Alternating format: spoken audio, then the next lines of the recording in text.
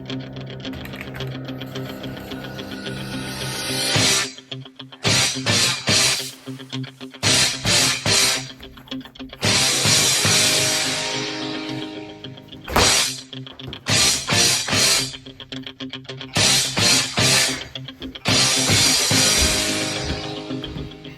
demo requires prep and exercise so it doesn't go wrong. And running demos is a core part of my job as a sales engineer. I thrive and I enjoy showcasing technology. It's probably the part of my job I like the best. In this video, I'm talking about the essential elements of a good demo, and prep is only one of them. I'm gonna grab a shower and I'll be right back. Hi, and welcome to the Better Pre-Sales YouTube channel. My name is Sasha and I work as a senior sales engineer for a leading cloud company. I'm making these videos in my spare time to help others become better sales engineers. And you can help others too by liking this video and subscribing to my channel so YouTube recommends this content to others. And you'll also never miss videos like how to plan and scope a POC. Why do we need to prep for demos? Can't we just wing it? Well, maybe you've already seen this great demo that introduced the concept of plug and play. Let's plug it in. It's going to say, hey, I see you plugged in a new device. And it's going to load in the appropriate drivers. You'll notice that this scanner build, whoa. Or this live demo of a new Tesla car. Sure? Yeah. Oh my God. We prep demos and do dry runs so we avoid things like this happening to us live on stage. How do I usually do a demo dry run? I usually record myself on camera doing these dry runs. And when I'm reviewing this video later, it's pretty easy to see which parts I'm struggling with, which things I'm going too quickly over, or when I'm taking too much time. And I'm always measuring the time because there's nothing worse than going over the time that you had for the demo, having to end it abruptly and not being able to bring your points across to the audience.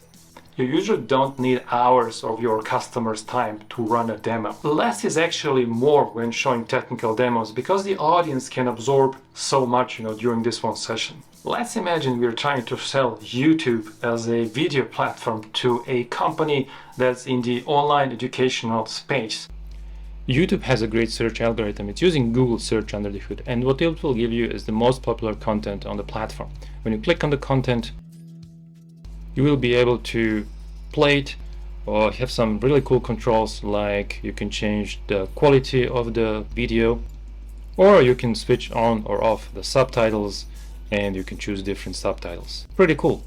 And here's the exact same demo with a different talk track. YouTube is powered by Google search, so it will favor your high quality content. Your viewers, which are all around the globe, have the option to adapt the bandwidth of the videos so they can watch the video unobstructed regardless how good or bad their internet connection is. And finally, you're talking to a global audience around the world, so you have the option to add as many subtitles to your videos as you will.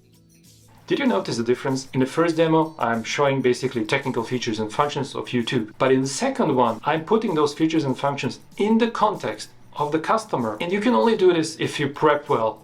And it's really crucial to get to know the customer before you showcase the demo. And to do that, you have to do a discovery. If you don't know what a discovery is, make sure you go back and watch the video I made on that. Do you like monologues? Some people do, but most of our customers are usually not interested in monologues. Do you like talking to a wall? Probably you don't, well, at least I don't. How do we keep the customer engaged and not make the demo boring? I use a couple of different techniques to achieve that. When we meet or have a call with a customer, usually everybody in the round will introduce themselves, so I make sure I write down a couple of interesting points for each person that I can then reuse or refer as I'm running the demo. Also, what I like to do is ask questions to the audience. How many of you have ever been on an online education platform? This keeps them engaged with you and keeps that attention on you. The other thing I do is I try to make frequent pauses as I'm presenting. That was a pause. While I'm making a pause, I usually look at the customer to gauge their interest, ask them, can you follow this? Is this what you were expecting? So you can correct the course of your demo. And the last technique I'm using is I'm trying to tell a personal story. I'll explain how I'm making my own YouTube videos and what's my experience as a content creator, where they could think I'm talking to someone who can relate to my context. When the customer is really engaged, they might be asking you a lot of questions as you demo your products. Embrace that and actually encourage it. Feel free to interrupt me at any time you want. I'm happy to answer your questions immediately. I hope this video will help you run great demos in future. We sales engineers also do other things apart running demos. Although this is my favorite part, there are many other interesting aspects of this job. If you want to learn which ones, make sure you take a look at this video. Please click on like if you found it useful and subscribe to my channel so you never miss new content. Stay healthy and stay tuned.